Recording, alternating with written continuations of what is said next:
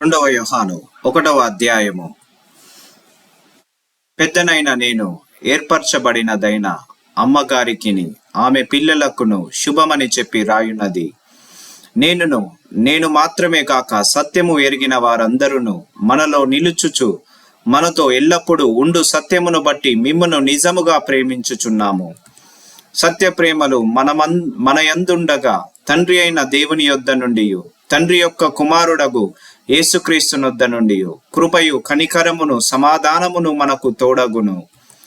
తండ్రి వలన మనము ఆజ్ఞను పొందిన ప్రకారము నీ పిల్లలలో కొందరు సత్యమును అనుసరించి నడుచుచుండుట కనుగొని బహుగా సంతోషించుచున్నాను. కాగా అమ్మ, కొత్త ఆజ్ఞ నీకు రాసినట్టు కాదు గాని మొదట నుండి మనముకు కలిగిన ఆజ్ఞనే వ్రాయుచు మనము ఒకరినొకరము ప్రేమింపవలనని నిన్ను వేడుకొనుచున్నాను. మనమాయన ఆజ్ఞల ప్రకారము నడుచుటయే ప్రేమ. మీరు మొదట నుండి వినిన ప్రకారము ప్రేమలో నడుచుకొనవలెను అనున్నదియే ఆ ఆజ్ఞ. యేసుక్రీస్తు శరీరధారి అయి వచ్చెనని ఒప్పుకొనని వంచకులు అనేకులు భూలోకములో బయలుదేరి ఉన్నారు. అట్టివాడే వంచకుడును క్రీస్తు విరోధినై ఉన్నాడు. మేము మీ మధ్యను నెరవేర్చిన కార్యములను చెడగొట్టుకొనక మీరు పూర్ణ ఫలము పొందునట్లు జాగ్రత్తగా చూచుకొనుడి.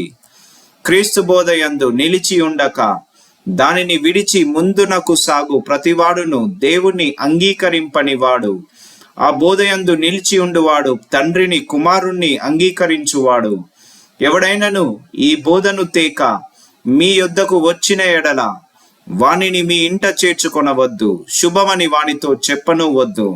శుభమని వానితో చెప్పువాడు వాని దుష్క్రియలలో పాలివాడగును.